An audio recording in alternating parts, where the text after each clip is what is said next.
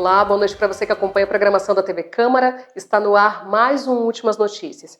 E nesse mês de outubro, que é marcado pela campanha de prevenção ao câncer de mama, a TV Câmara conversou com mulheres que enfrentaram e venceram a luta contra essa doença, que é uma das principais causas de morte na população feminina do Brasil. Você vai conhecer agora a história da psicóloga Denise dos Santos.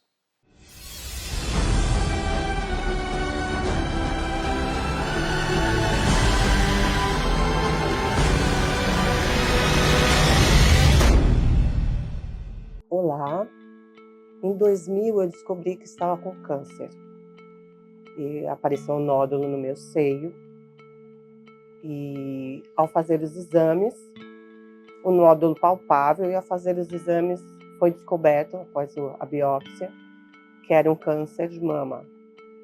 O nódulo a princípio era do tamanho de uma bolinha de gude, depois quando ele foi tirado, só o tempo dos exames de um mês, ele já estava desse tamanho.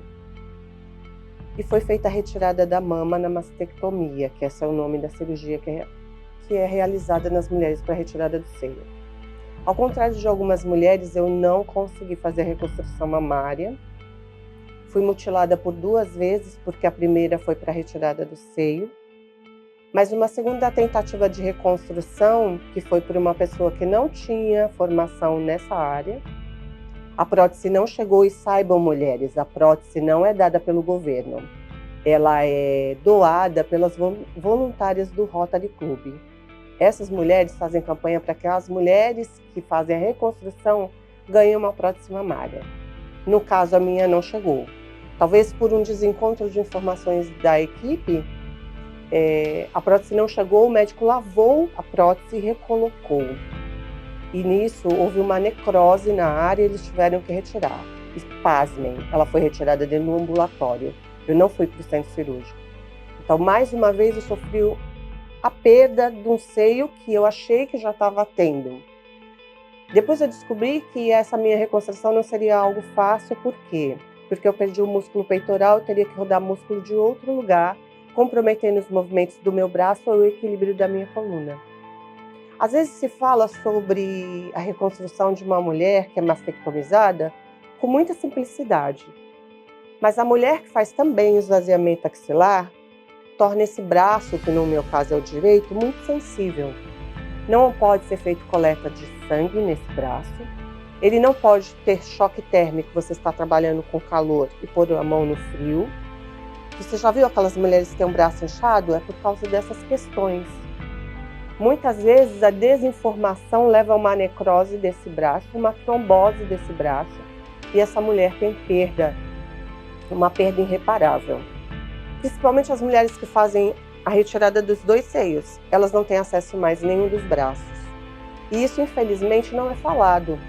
Essa mulher passa a ter todo o acesso venoso pelas pernas, verificação de pressão arterial, vacinas, injeções e coletas de sangue.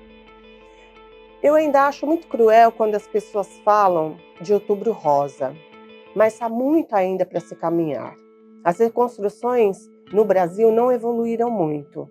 Se houvesse a técnica de reconstrução com a tela, eu estaria hoje com meu seio, mas isso não aconteceu. E é o fato de não ter esse seio reconstruído, isso dificulta a minha respiração, meu equilíbrio da coluna e a minha tendência a ficar curvada. Isso também não se fala.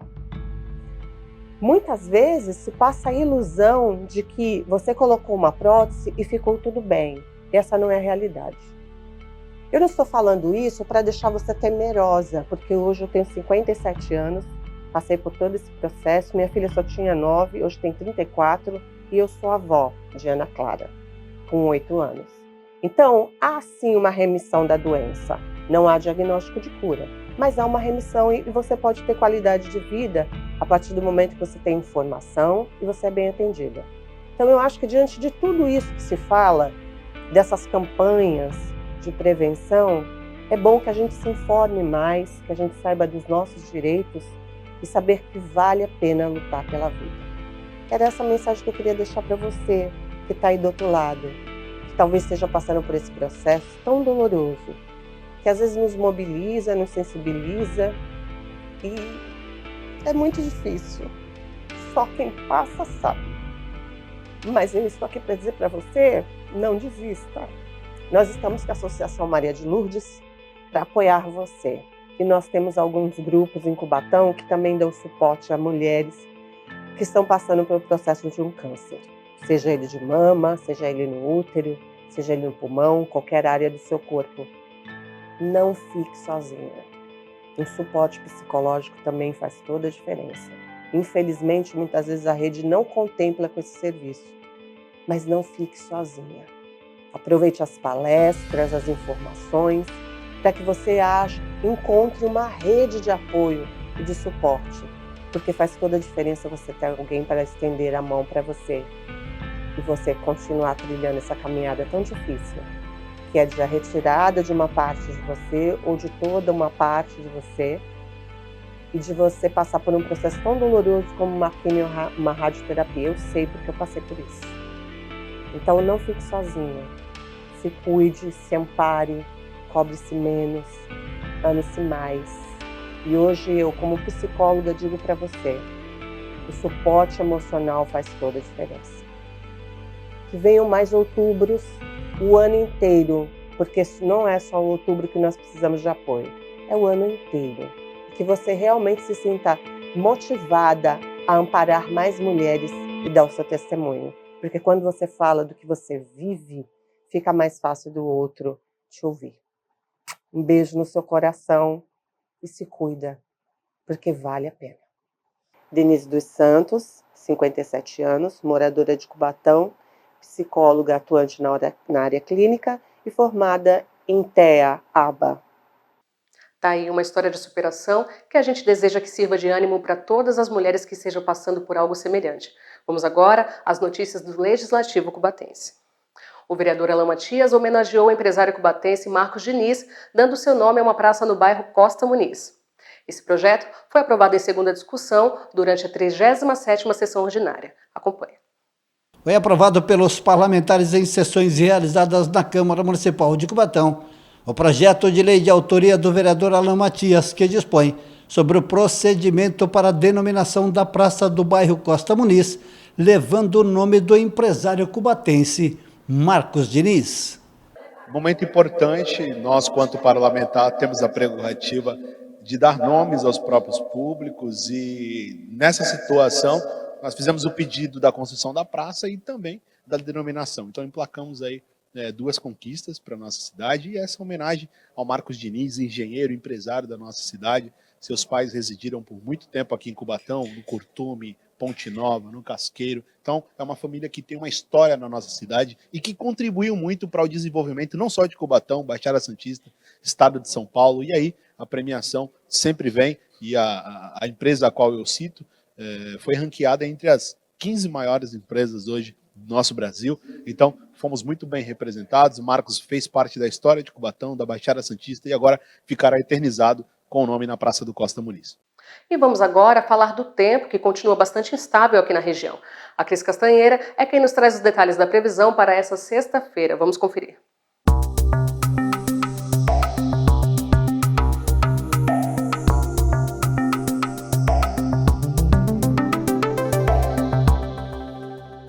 O dia continua chuvoso nesta sexta-feira, com alerta para fortes temporais.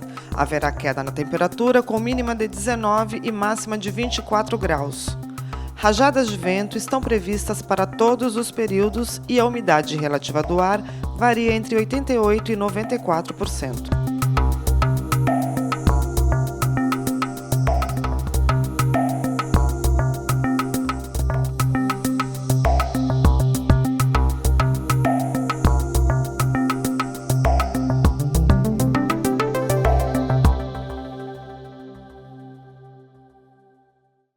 E Cubatão recebeu nesta quarta-feira um encontro para discutir a política brasileira de preservação, paisagem e patrimônio.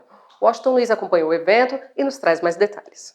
O Instituto de Desenvolvimento Econômico Social Afonso Schmidt e a Secretaria de Cultura realizaram o segundo colóquio sobre o patrimônio e território de Cubatão. Especialistas da área participarão do evento. O segundo colóquio é uma conversa sobre a preservação do patrimônio histórico e cultural da cidade. Por videoconferência, o professor da Unicamp, André Munhoz, falou sobre os temas paisagem e patrimônio, planejamento local e regional. O historiador Francisco Torres acha importante a proposta do colóquio. A proposta do segundo colóquio sobre o patrimônio histórico de Cubatão vem justamente nessa linha. É chamar, aproximar os órgãos, aproximar a academia, aproximar o IPHAN, por exemplo, né, para falarem para a sociedade. E a partir dessa fala, o conhecimento é gerado. Foi muito interessante o que alguns participantes levantaram a respeito do como se encontra o estado de alguns equipamentos públicos, a necessidade de você valorizar esse conhecimento, e quando você aproxima, quando você faz isso, o que ocorre? Ocorre o despertar da consciência, o despertar da necessidade de você estar discutindo mais, buscando soluções de preservação. Então, foi muito frutífero. Olha, eu saio desse segundo colóquio contente. Para o superintendente do IPHAN, Instituto do Patrimônio Histórico e Artístico Nacional, Danilo de Barros, o patrimônio histórico deve ser tratado com muito carinho. Na verdade, patrimônio é uma coisa que a gente tem que tratar com muito carinho, porque faz parte da identidade de um povo, da cultura de um povo. E o IPHAN ele tem papel fundamental nisso. Ele tem que garantir o direito desse povo a ter sua própria identidade, a fomentar sua própria cultura, seu próprio território, seu próprio patrimônio, seja material ou imaterial. Então o IPHAN é uma autarquia ligada ao Ministério da Cultura, é uma autarquia pública, uma autarquia federal, é um órgão público que precisa atender a população. E várias perguntas foram feitas aos participantes. Elis Rebouça é a vice-presidente do CONDEPAC, Conselho de Defesa do Patrimônio Cultural de Cubatão. Ela se emociona ao falar dos patrimônios históricos da cidade e acredita que todos podem ser recuperados. Enquanto ele existe, a gente não pode. A gente falou de uma vila específica aqui da cidade, né? E por isso que eu me emocionei, porque eu estudei na creche da indústria até ir para o Colégio Zenon terminar meus estudos. Então, meu movimento também é emocional com a vila, né? É possível que a gente consiga preservar? É totalmente possível.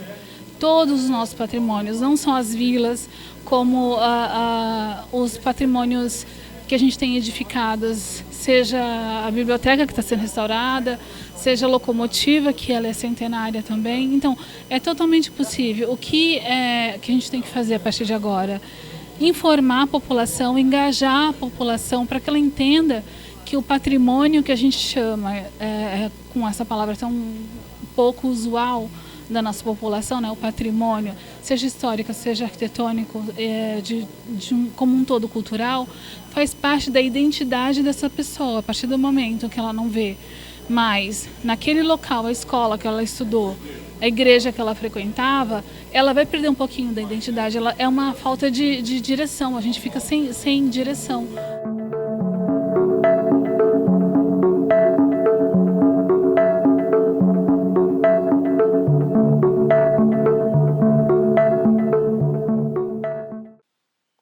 E ainda falando em cultura, nós vamos conferir agora o que tem de bom aqui na cidade pelos próximos dias. É hora da nossa agenda cultural.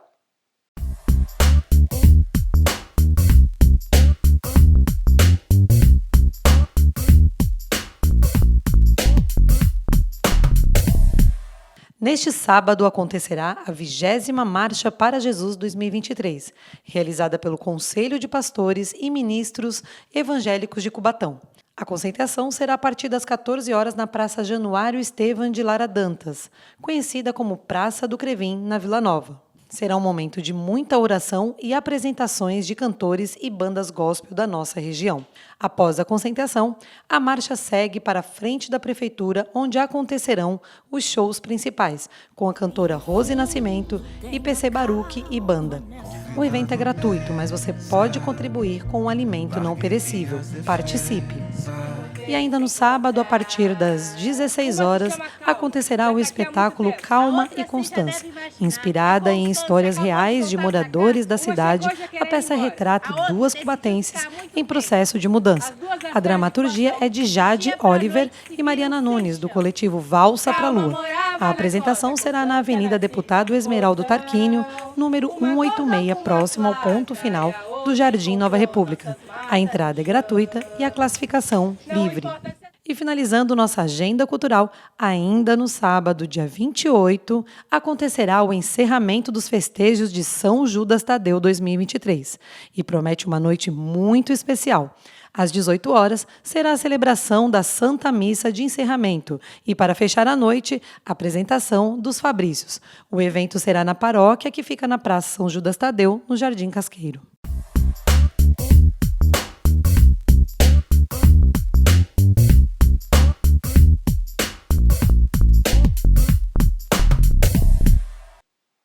E dessa forma, nós encerramos as últimas notícias dessa quinta-feira. Uma boa noite para você e até amanhã.